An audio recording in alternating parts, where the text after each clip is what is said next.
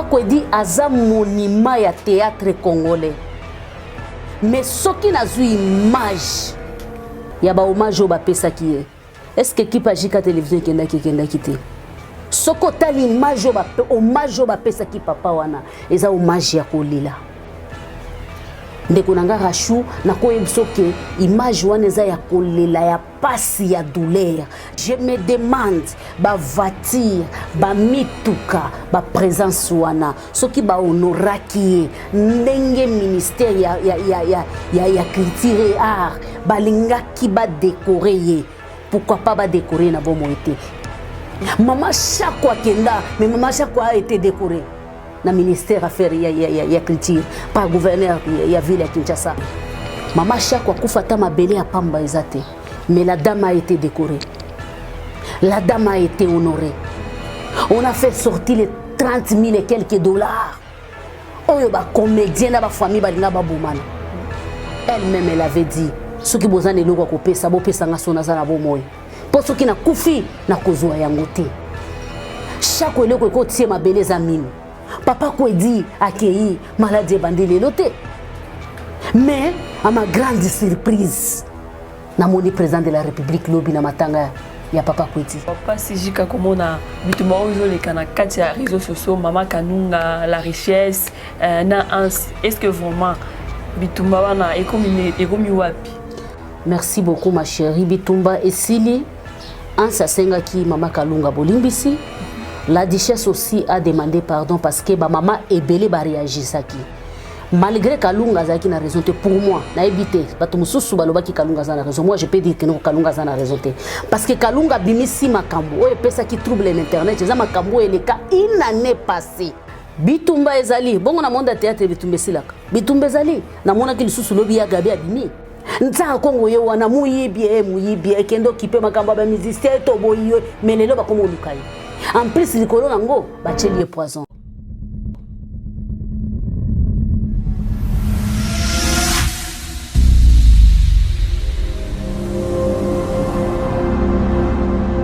Salut les abonnés de JK TV News, c'est moi la vôtre Rachel Mandé, très heureux de vous retrouver encore une fois de plus dans l'émission Nabiso Micro des Stars. Micro des Stars, les nazanga mokote na plateau Nabiso ya Micro des Stars nazana JK de la presse dada taifa kande yemo kwa bibengaka. Na plateau Nabiso ya Micro des Stars le toro belanini ni kambo ya pasipe mawa komona na ba artiste et comédien Nabiso baza ko kufa penza ebele pe bazo soa na bango. Sans plus tarder na pesi na mbote na équipe mobimba ya JK TV News, Fabrice Mandé derrière la caméra, Feli Mwamba côté régie. Merci aussi na ba onyonso bazo continuer sur ko s'abonner na ko partager ba vidéo na vidéo à tout moment l'air tozo kotisaka. Bon continuer sur ko s'abonner. Ba on bo s'abonner te bo s'abonner pour ne pas manquer. Tu as fait cloche notification à tout moment l'air ba émission na biso kotaka optalaka déjà. Sans plus tarder ce qui Fabrice Mandé Aza langage mokonanga to kotana nous invité na biso mkwalelo. Bonjour Jika. Bonjour Rachou, encore une fois, merci Nandengo Yambinga Lissus pour la deuxième fois na émission na Micro des Stars. Merci beaucoup na ba étoile ya Jika Télévision, ngapena lobakanaza musali na bino. Merci beaucoup l'équipe Mobimba Jika Télévision balala kate banimba kate bamitunaka. Qu'est-ce que nous pouvons faire pour la chaîne Oyo Ekendeli Bosso, Feli Mwamba, nouveau riche, machine madakadaka. Fabrice Mandé Fabolo na sima caméra ingeta na yo Papa Joseph Magloire Papa ya banebele eloko kolobezate JDK Mopao noko international ingeta na yo baona zo bossa na boza tellement ebele ba manzaka na ba tigre dada sebos ingeta na bino. Merci na yo Rachel na songse mituna ya yo e yano ya ngai. Merci Jika, bonne santé. Santé za bien na système Kinshasa passe na passi biloko za komata eloko moko za bien te surtout ça. Donc tozana makoki lisusu c'est tout ce que je peux dire. Jika lelo na plateau na biso to lobela sujet o penza ya pasipe mawa tozomona lelo bandeko na biso ba artiste et comédien bazo kende na kosila eza nini? Merci beaucoup ma chérie na mutuno lobi ke no tozomona ba artiste et comédien na biso bazo kufa. Oui yaya bazo kufa ebele ozoyoka neti jour wana je crois ezala ki miliki ayambakinga tolobela ki sirli kambo o ya liwa ya ba artiste et comédien.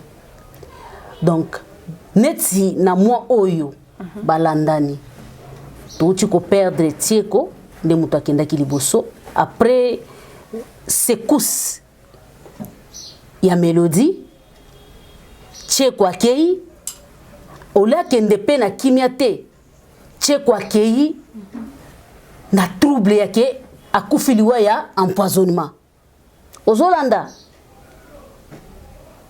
ti lelo vient taka Kongo azoleka azoloba tieko akufiliwa na ye ba comédien ba empoisonné ye et puis lelo vient taka Kongo aleki alobi kala tête ko yamba ye vient taka Kongo alobi yendenga zabo ya za empoisonné par artiste et comédien. Est-ce que c'est vrai vraiment papa na biso Tcheko tiko kufa ezaki vraiment poison? Ngai na kuti koloba boyeke oui eza poison. Na kuti koloba peke non eza poison te parce que nazalaka na bango te na fandaka na bango te. Yango na lobi na kuti koloba oui eza poison. Pe na koloba te eza poison te ma chérie. Pourquoi? Parce que monde na bango comme pesa somo toboyi te na mondo ya biso.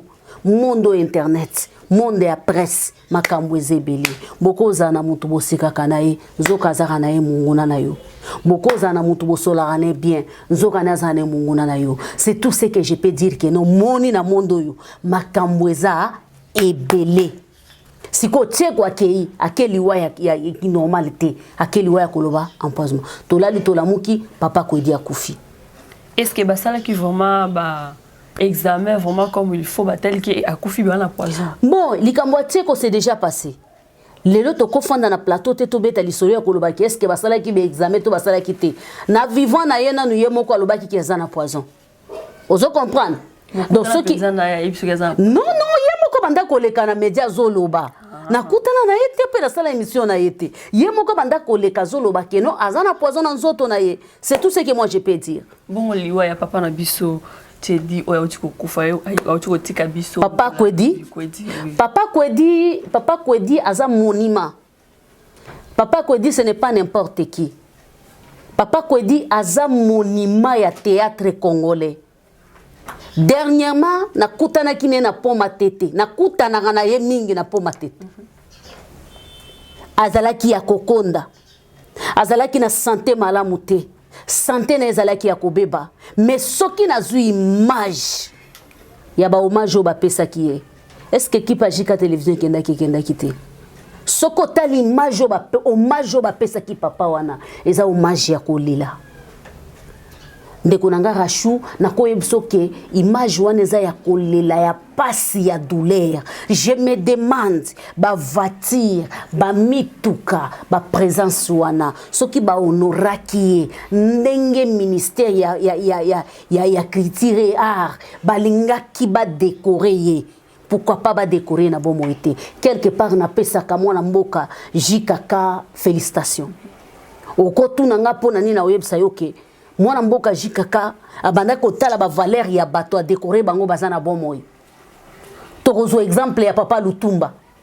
Ba décorer papa Lutumba po akoti mabelete. Papa Simero ba décorer ya zana bon moy. Ba pesi oyo sengela ki azwa zana bon moy ya moniango. Et après simana liwana ya kufi. Ana besoin de décorer les susté parce qu'il était décoré en vie. Mais papa Kwedi on a dit que non, il faut pas décorer comme on avait décoré Mama Chako. Je pour plaire, pour na kokufa, pour na koyoka passe pe na moté meza ya nini. Mama Chako akenda, mais Mama Chako a été décoré na ministère affaires ya culture par gouverneur ya ville ya Kinshasa. Mais Mama Chako akufi na bache matanga esika ba fanda kala. Mama Chako akufa ta mabele ya pamba ezate. Mais la dame a été décorée. La dame a été honorée. On a fait sortir les 30 000 et quelques dollars. Oyo ba comédien na ba famille balinga ba bomana. Elle-même elle avait dit ce qui bozane loko ko pesa bo pesa nga sona za na bo moy. Po soki na kufi na kozwa yango te. Chaque eloko ko tie mabele za minu. Papa Kwedi akei maladie bandele loté. Mais à ma grande surprise, na moni président de la République lobi na matanga ya papa Kwedi. Est-ce que vraiment c'était vraiment nécessaire président Azana matanga ya papa Nabiso Kwedi? Bon, c'était nécessaire par rapport à kombo ya moto. Omoni papa Kwedi, papa Kwedi aza monima. Papa Kwedi aza monument. Quand on parle de la théâtre congolaise, on parle de Papa Kwedi. Papa chef, basi bakenda. Mais Papa Kwedi akena vini. Mais regarde comment Papa Kwedi a été honoré. C'est tout le monde qui a voulu partir là-bas parce que le président de la République a été là-bas. Mais nakuta nakana chaque jour na po matete makolo. Famille na bakolimbisanga. Makolo, Papa Kwedi makolo na po matete. Donc avant 2 semaines ba annoncé qu'il a koufi moi na taxi vers 20h na po matete nakuta na nae. Na po matete na makolo. Est-ce que c'est aujourd'hui? Décoration, beau décoré, tout ce que vous avez donné, les contributions, je crois, c'est la famille, c'est les enfants, les autres qui ont créé Kindoki. Ba misusu ba kolanda na lokola banguba, ba ko kufa, ba ko kipete parce que biso nyosto monaka, tango stara kufa ba famille kabwanaka, ba wele la kabambongo. C'est ça qui me fait très mal. Pourquoi na monde na bango bolingo ezateracho? Papa Sijika comment na bitumba ozo les kana kati ya réseaux sociaux Mama Kanunga la richesse na est-ce que vraiment bitumba wana ekomi wapi? Merci beaucoup ma chérie. Bitumba esili ansa senga ki Mama Kalunga bolimbisi. La duchesse aussi a demandé pardon parce que ba maman ebele ba réagir saki. Malgré Kalunga zaki na raison pour moi na ebité bato mususu baloba ki Kalunga za na raison, moi je peux dire que Kalunga za na raison parce que Kalunga bimisi makambo oyo pesa qui trouble l'internet eza makambo et le cas une année passée. Comment li kambo ese le cas une année passée yo ya kola musango lelo eza penza na sensité eza penza na tinate ezo pesa formité donc eza lokolo lelo moko be bolinga ki boluka bosa l'actualité to bolinga ki bokota bosa la baisse moko boye parce que loko ese le cas ki bokola musango ndeni alors ndeko na biso ya mibali ndenge tobenga bango banoko bakotaki balobaki esengelaki baloba alors tango ba mama ebele bakoti na makambo yango ndeko na biso bamonaki kaka keno babunda contre ba mama te bazalaki obligé basenga bolimbisi na minute yo c'est que bitumba ezali susté bitumba ezali bongo na monde ya théâtre bitumba silaka bitumba ezali na monaki lisusu lobi ya gabi abimi mais na landaki oyo ya gabi alobaki te. Tant on a Hollanda, on a comprendre. Ya gabi pa lubimi, ye pa lobi ba vérité ne bango ba vérité si la akate. Bango bazala akana ba vérité. Bango bazala akana ba makambu caché. Bango bazala akabo e même tuna moko. So ki moko na bina za na problème bo sunga kate. Mais bozala akana ba vérité akoloba. Merci beaucoup. Maman epela ko le kate jamais finga ba ans. Moi je connais maman epela très bien. Moi je connais maman epela bien makas. Ako le ka finga ba ans te. Je connais maman epela. Au moins ba makambo ebele ba ans balobaki. Ebele za solo. Mais le kola basa ba mbali, bato ba sepela ki te ba s'attaquer na bana basi. C'est ça. Alors ce n'est pas bien. Il faut arrêter. Mondo eza monde moko zo pesa biso passe et pesa biso somo elengi sabiso tozo e batte so tokosala ndenge ni mona ta mondo internet to lo beza mabe lokola monde théâtre te. Monde théâtre eza mabe makasira chou koleka ona kolo ba monde. Zamabe kisi koinana kosungana ezate. Koinana jalousie eza. Kisi. Est-ce que vous faites ça pour la jalousie kasi na bango? Bon, na yebi na ngaite. Mais en général, tout le monde sait dans le monde du théâtre c'est pourri. Tout le monde sait en général tout est pourri dans le monde du théâtre. Nous faisons à Kobeba. Ceux qui n'ayant pas maman epela akoloba yaye. Il suffit qu'à muto pesa ya ta $100. Ceux qui n'ayant pas gabi akoloba yaye. Ceux qui kuna balancer ba yoke donc makambo ezo bima kaka seko bima. Ba réalité zebele. Mais biso tozaka banzambe pona ko juger bango te. Mais le konga na ko senga kana bato théâtre parce que nazo mona ingénieur azo signaler biso. Et le konga na ko senga kana bato théâtre ze loko moko. Na lobi bien na bandeli pe bien moko bolingo.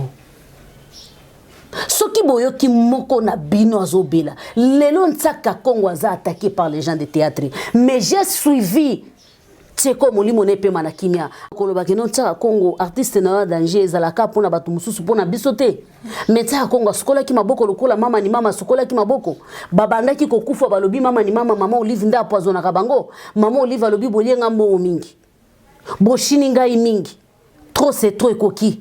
Cette fois-ci, na kolobelo côté, binomoko bo se prendre en charge, bangwana bakomi kokufa. Est-ce que ça les sous maman Olive, moment te que comme maman Olive pemi. Soki ndenge bazo kufa boezala ki kaka maman Olive azo s'occuper na bango, mbele moi c'est abato amemi ngambo. Mokilo eza bizarre. Nza Congo ye wana muyibi kendo kipe makamba ba musicien to boyiwe melelo ba komo lukaye. En plus likolo nango ba chelie poison mokili za passe onga na koloba ngwana to kolukata Congo to koyamba na micro na biso Jika télévision. Merci beaucoup Jika. Moi de la fait pour par rapport à si je n'ai pas tozala ki nango pour na artiste comédien ndi bazo kufa. Moi de la fait ni no kolobe na artiste comédien na biso oyo bolingweza susute kati na bango ni no kolobe na. Ma chérie liwa eza ya mutu nyonso. Omoni nenge to fandi boy. So ke na morga ya 7 OK na hôpital général, OK na ba hôpital nyonso ya minene.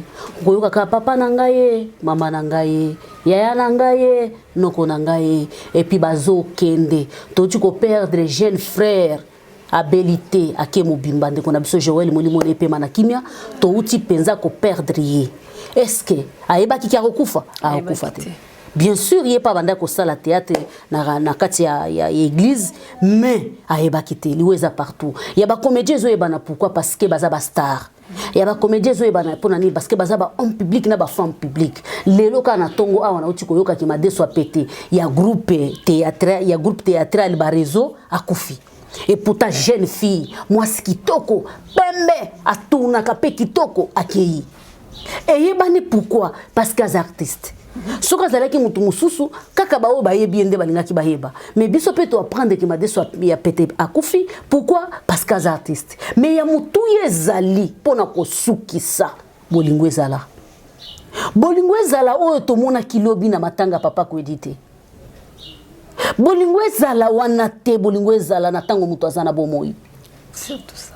Est-ce que ça na bato ba se poser la question pourquoi Mélodie a Kima Pointe Noire si na ndenga kati mutema Mélodie azonga na RDCT pourquoi nga pona ngali wa Mélodie za leçon munene pona bata théâtre Mélodie a Kima humiliation Mélodie a Kima matongi Mélodie a Kima bachola ye Mélodie a Kima koina ya batu abina komi na suka na na shwate malamu na kufa na mboka bapaya melokola ba evre ya mutu elandaka ye nde balobite faza la honorer akunda na mboka na bango yango bomona Mélodie asalaki na koyana Kinshasa pona suki sana koloba keno ba artiste comédien bolingana e ko kende pe na nzela batu nyonso biso nyonso to lingana totika flatterie mutu asaleli bolamu kanisa bolamu oya asaleli mabe pardonner zana mutema ko pardonner parce que mokile koleka na biloko nango nyonso koleka biso toza banani toza na biso biloko pamba. Merci l'équipe technique, Fabrice Mande, Isa Mwamba, merci Nayo, Rachou, rien à dire, na pesi merci, na batunyo son na famille nanga bana nanga, Emmanuela Kitoa, Dossi Kitoa, na baonyo so balinganga, merci beaucoup. Merci na PJK pour notre disposition au disposal qui pour tembayo na plateau na biso micro des stars. Merci aussi na ba onyoso bazo continuer sur ko s'abonner na ko partager ba émission na biso à chaque fois l'air ba vidéo na biso zo kotaka. Merci aussi na équipe Mobimba bazala toujours wana pour na ko soutenir Jika TV News. Merci na ba onyoso bazo soutenir Rachel Mande hein la personne ma mbote et belé bo continuer sur s'abonner bon on s'abonner te bo s'abonner Rachel est mon en personne hein Rachel est mon en personne bo s'abonner. Merci aussi na Grady Emblem Maïndou Peniel Kalabela je vous salue vous allez toujours wana leur vidéo et Jika TV News les autres côté bino bo côté déjà bo partager ka bo emaka bo lekaka. Merci beaucoup, portez-vous bien, à la prochaine.